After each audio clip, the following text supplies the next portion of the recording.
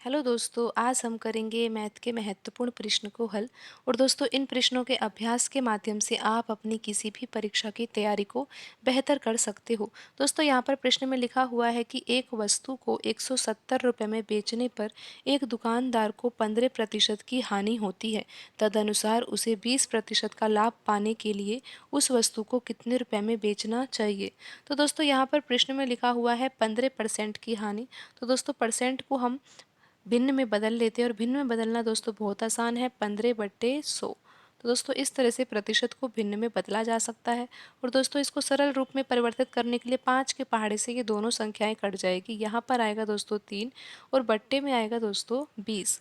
तो दोस्तों, यहाँ पर विक्रय मूल्य और क्रय मूल्य कितना होगा दोस्तों? 20 जो नीचे बट्टे में लिखा हुआ है ये होगा दोस्तों क्रय मूल्य। क्रय मूल्य दोस्तों कितना होगा? क्रय मूल्य होगा 20 यूनिट। और दोस्तों, हानि हो रही है यहाँ पर 15% की, यानी कि 3 यूनिट की हानि हो रही है। 20 यूनिट की दोस्तों वस्तु खरीदी गई है और 3 यूनिट की हानि हो रही है। तो इसका सीधा सा अर्थ यही है दोस्तों कि 20 रुपये में वस्तु खरीद कर 17 रुपये में बेच दी गई है। इसीलिए तो यहाँ पर 3 यूनिट की क्या हुई है दोस्तों? हानि हुई है। दोस्तों, यहाँ पर प्रश्न में दिया हुआ है कि 170 रुपये में बेची गई है वस्तु। तो दोस्तों, यहाँ पर विक्रय मूल्य कितना दे रखा है? 17 यूनिट दिया हुआ है। और प्रश्न में कितना है दोस्तों? ये 170 के बराबर। तो दोस्तों, यहाँ पर 17 यूनिट किसके बराबर होगा दोस्तों? 17 यूनिट भी तो दोस्तों विक्रय मूल्य है और प्रश्न में विक्रय मूल्य 170 रुपये के बराबर दे रखा है। तो दोस्तों, ये बराबर रखा जा सकता है और यहाँ से फिर दोस्तों 1 यूनिट की वैल्यू भी निकाली जा सकती है 170 में 17 का भाग देकर। तो दोस्तों, 1 यूनिट कितने के बराबर हो जाएगा? 10 रुपये के बराबर हो जाएगा। और दोस्तों, हम यहाँ पर अब क्रय मूल्य भी निकाल सकते हैं, क्योंकि क्रय मूल्य कितना है? 20 यूनिट। दोस्तों, 1 यूनिट बराबर 10 रुपये है, तो 20 यूनिट किसके बराबर होगा? 20 यूनिट बराबर हो जाएगा दोस्तों 200 रुपये। तो दोस्तों, आपको यहाँ पर ये समझ में आ गया होगा किस तरह से यहाँ पर 15% को भिन्न में बदला गया और उसी भिन्न से हमने यहाँ पर क्रय मूल्य और विक्रय मूल्य को डिफाइन किया।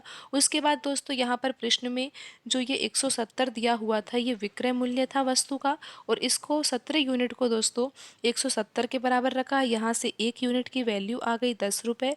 और दोस्तों, क्रय मूल्य हमने निकाल ही लिया कि 20 यूनिट बराबर कितना हो जाएगा? 200 रुपये। तो दोस्तों, हमको यहाँ पर अब पता ही है कि क्रय मूल्य कितना है। क्रय मूल्य है दोस्तों यहाँ पर 200 रुपये। और दोस्तों, अब प्रश्न में आगे दिया हुआ है कि तदनुसार उसे अब 20% का लाभ कमाना है, तो उसके लिए उस वस्तु को कितने रुपए में बेचना चाहिए। दोस्तों, 170 रुपये में बेची गई तो 15% की हानि हुई है। लेकिन अब दुकानदार ये चाह रहा है कि वस्तु को इस तरीके से बेचा जाए कि वस्तु पर 20% का लाभ हो। तो दोस्तों, क्रय मूल्य दे रखा है 200 रुपये। तो हम यहाँ पर ये पता लगा ही सकते हैं कि विक्रय मूल्य कितना होगा। और 120 दोस्तों यहाँ पर क्या होगा? हम मल्टीप्लाई करेंगे और बट्टे में लिखेंगे दोस्तों यहाँ पर 100। दोस्तों, 20% का लाभ हो रहा है, तो यहाँ पर मल्टीप्लाई इसीलिए 120 का किया जा रहा है। तो दोस्तों, विक्रय मूल्य निकालना बिल्कुल ही आसान है। हम क्या करेंगे? 200 गुणा मल्टीप्लाई करेंगे दोस्तों यहाँ पर 120 से और बट्टे में लगाएंगे दोस्तों 100। दोस्तों, दोनों जीरो से ये 2 जीरो कट जाएगी और 120 का गुणा 2 से किया जाएगा तो 240 रुपये आ जाएगा। तो दोस्तों, 200 रुपये क्रय मूल्य है। 240 रुपये में अगर वस्तु बेची जाती है तो 20% का लाभ होता है। और अगर इसी वस्तु को 170 रुपये में बेचा जाता है तो 15% की हानि होती है। तो दोस्तों, यहाँ पर जो आंसर होगा कि 20% लाभ पाने के लिए वस्तु को कितने रुपए में बेचना होगा? 240 रुपये में बेचना होगा। तो दोस्तों, आज की वीडियो में इतना ही। मिलते हैं अगली वीडियो में। धन्यवाद दोस्तों।